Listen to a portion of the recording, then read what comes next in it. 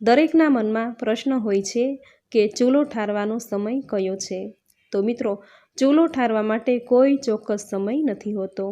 રાત્રિનો સમય થાય એ પહેલાં રસોઈ બનાવી અને ચૂલામાં રાંધેલી રસોઈ તથા ઘી અને ગોળનું આવાહન આપી પાણીની છાંટ નાખી અને ચૂલાને ઠારી દેવામાં આવે છે અને ત્યાર પછી ચૂલો પ્રગટાવવામાં નથી આવતો. આમ ચૂલો ઠારવા માટેનો કોઈ ચોક્કસ સમય નથી હોતો, કારણ કે અત્યારના સમયમાં બહેનો નોકરી કે કોઈ પણ કાર્યમાં વ્યસ્ત હોય છે, તો તે પોતાના અનુકૂળ સમયે રાત્રિ થાય એ પહેલાં રસોઈ બનાવી અને ત્યારબાદ ચૂલો ઠારી શકે છે. કારણ કે કહેવાય છે કે શીતળામાં આપણા ઘરે રાત્રિના સમયે આપણી રસોઈ ઘરમાં પ્રવેશ કરે છે. આથી રાત્રિનો પ્રહર શરૂ થાય એ પહેલાં 9 થી 9:30 વાગ્યાની આસપાસ આપણે ચૂલો ઠારી નાખવાનો હોય છે. રાંધણછઠના દિવસે મોડી રાત પહેલાં સાતમના દિવસનું ભોજન બનાવીને ચૂલો ઠારી દેવાની પરંપરા છે. તો મિત્રો, આ હતું રાંધણછઠના દિવસે ચૂલો ક્યારે ઠારવો.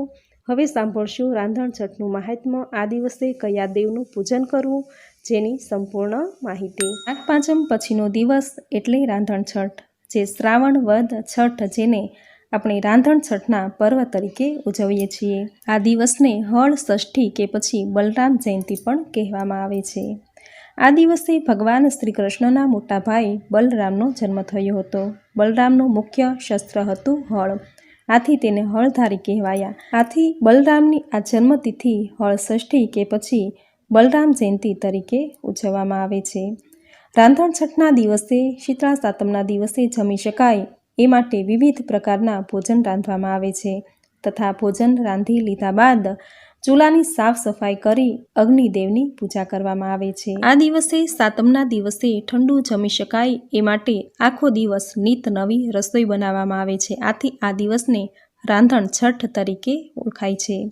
આ દિવસે અગ્નિ દેવતાની પૂજા કરાય છે. રાંધણછઠનો આ દિવસ અગ્નિ દેવતાને સમર્પિત છે તથા ચંદ્રોદય થાય એ પહેલાં રસોઈ બનાવી ચૂલાને ઠારી નાખવામાં આવે છે તથા ચૂલાની સ્વચ્છ સાફ સફાઈ કરી ચૂલાની પૂજા કરાય છે. આ પરંપરા વર્ષોથી ચાલતી આવી છે.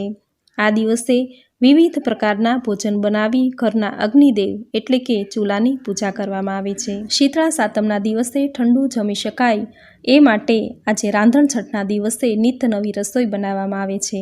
રસોઈ બની ગયા બાદ ચૂલાને ઘી અને ગોળનું આવાહન આપી પાણીની છાંટ નાખી ચૂલાને ઠારવામાં આવે છે, જેને ચૂલો ઠાર્યો એવું કહે છે. પહેલાંના સમયમાં બહેનો ચંદ્રોદય થાય તે પહેલાં રસોઈ બનાવી ચૂલો